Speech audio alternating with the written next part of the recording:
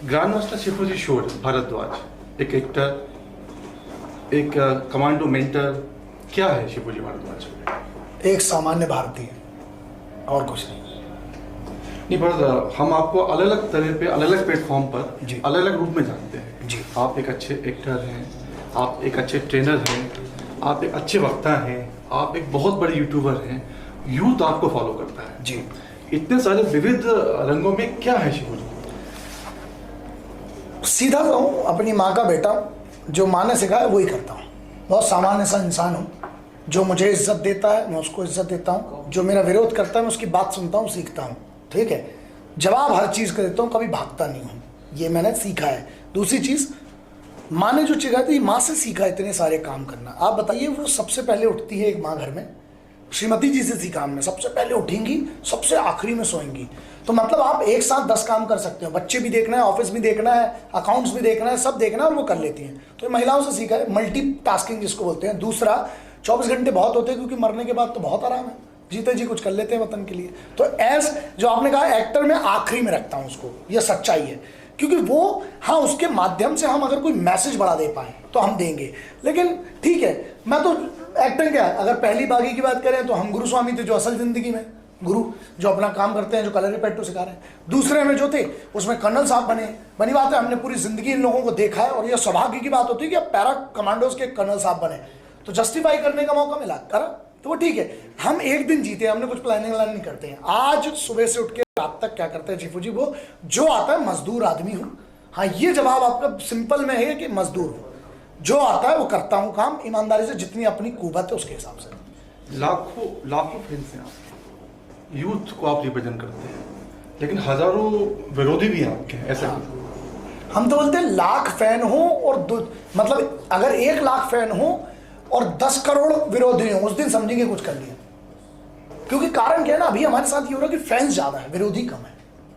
इसका मतलब कम की जल रही है, पहली बात। दूसरी बात, विरोध तो किसी को नहीं छोड़ा इनने। एक कम्युनिटी है ऐसी, जिसको एक बात बताता हूं, मैंने हनुमान चालीसा का एक दिन वीडियो देखा। हनुमान चालीसा का वीडियो देखा, उसमें 72,000 डिसलाइक थे।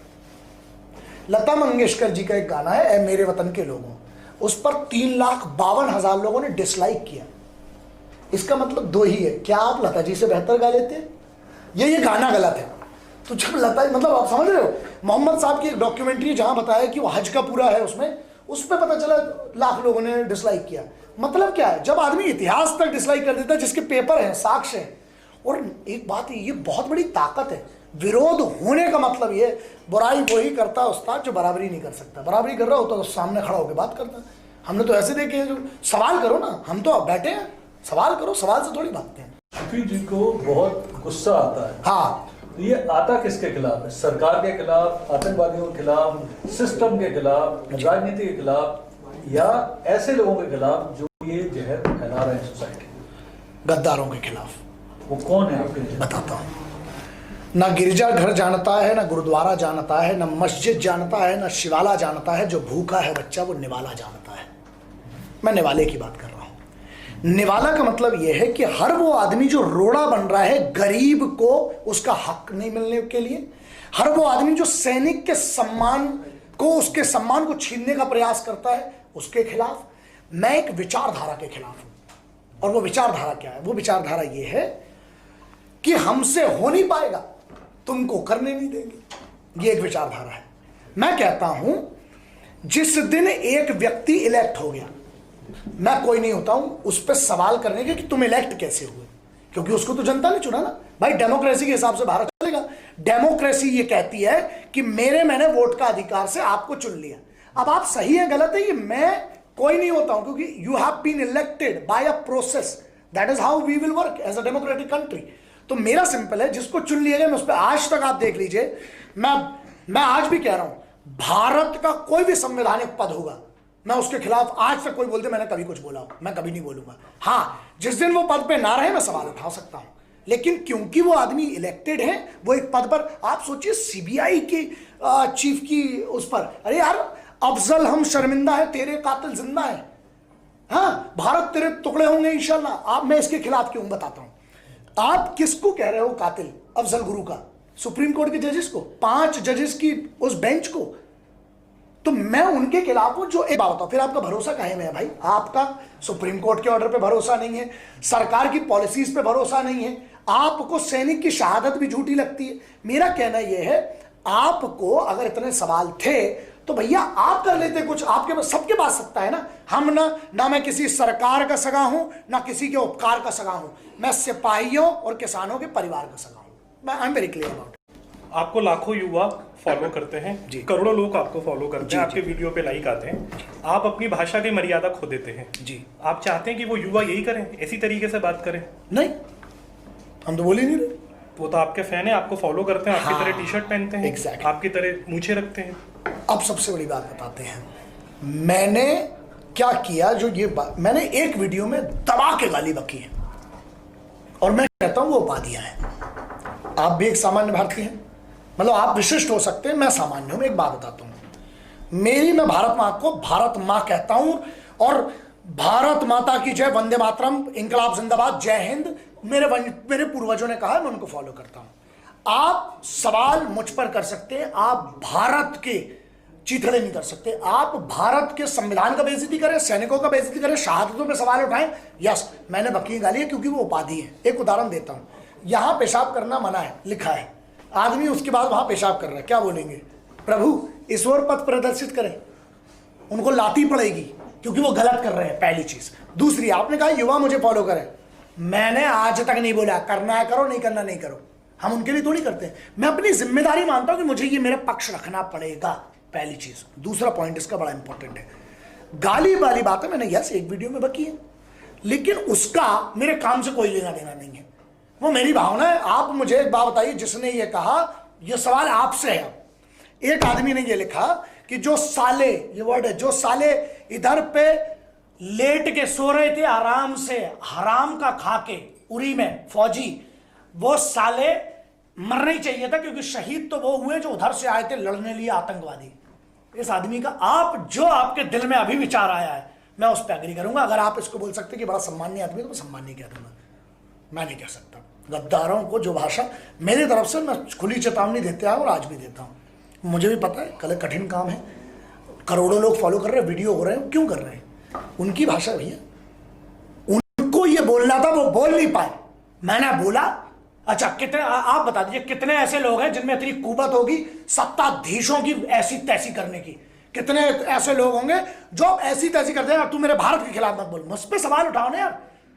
लेकिन भारत की अखंडता, एकता, हिंदू मुस्लिम को लड़वा के वो नहीं होने दूंगा बॉस। अपने पूर्वज लड़े हैं, इसके लिए मरे हैं 7,20,000 लोग, उनकी जिम्मेदारी है साहब, और मैं नहीं। और एक बात और बता दूं, अच्छी बात, उसके बाद मैंने अपने बड़े भाइयों को और बहन को मेरी वचन दे दिया। उनने कहा कि आप गाली नहीं बकेंगे आप, और उस दिन का दिन है, मैं जुबान का इतना पक्का हूं, मैंने आज तक उसके बाद मैंने कहा कि मैं ऑनलाइन किसी भी मीडियम पे गाली नहीं बकूंगा, और मैंने छोड़ दिया। तो ये बात भी मेरे युवाओं को उन्हीं वीडियो में सिखाई कि जुबान दी है, मन तो कर रहा है फाड़ दें, लेकिन अभी इनको गाली नहीं बकूंगा क्योंकि मैंने वो किया।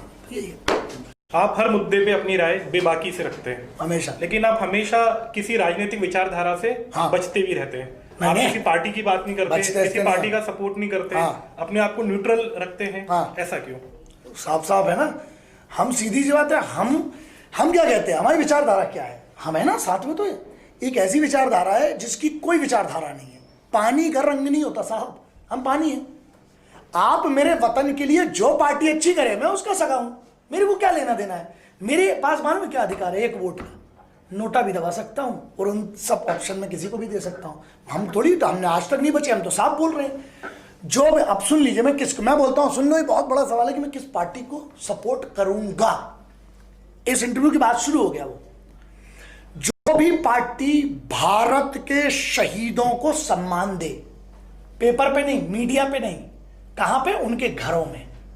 मरने के बाद सिर्फ उसका भौकाल ना बनाया जाए, उसके बच्चों से लेकर उसके पूरे खानदान की जिम्मेदारी ले। बेटी छोटी है तो शादी तक की जिम्मेदारी ले। एक, मैं हर उस इंसान, हर उस पार्टी को सपोर्ट करने तैयार हूं जो मेरे शहीदों के बच्चों के अलावा उनके बूढ़े माँ बाप की भी केयर करे। तीसरा, किसानों की स्थिति सुधारे, रोजगार मिलना मांगता है भाई। भारत में अकेला एक ऐसा राष्ट्र है जहां पे 8 राष्ट्रों के बराबर इंजीनियर्स पैदा करता है एक भारत। उसमें से 60% अनएम्प्लॉयबल है। स्किल्स की बात क्यों नहीं होती? मैं उस भारत, उस राष्ट्र की बात करता हूं, उसको सपोर्ट करूंगा जिस भारत को सोने की चिड़िया की बात करेगा, बनाएगा, विश्व गुरु बनाएगा। अब सुनिए, वंदे मातरम का मतलब बीजेपी कैसे हो गया? टोपी का मतलब कांग्रेस कैसे हो गया? अब्दुल कलाम साहब, लोगों ने कह दिया मुस्लिम है तो कांग्रेस के होंगे। अच्छा, अब्दुल कलाम साहब कौन से कांग्रेस के थे? अब्दुल हमीद साहब जिनने अपनी जान दी। मैं बात करता हूं फौज की एथिक्स क्या है। फौज में किसी ने आरटीआई की कि कितने मुस्लिम है कितने हिंदू है, वहां से जवाब सुन लीजिए। इंडियन आर्म्ड फोर्सेस और army does not have any Hindu Muslim Sikh Isai, we only have the officers, जेसीओस एंड जवान्स। बता दो फौज से क्या सीखने वाली बात है? मैं सपोर्ट करूंगा, मैं तो खुद बोल रहा हूं, जिसका बोलो आई एम ओके। बट आप भारत के संविधान का जो सम्मान करेगा, हर अपॉइंटमेंट का सम्मान करेगा, और जो युवा बेचारे ने चुना है ना जिस आशाओं पे, उस आशा को आप पूरा कीजिए। हमारा क्या, हमारे समर्थन से इनको कुछ होना हो, बस ऐसा है।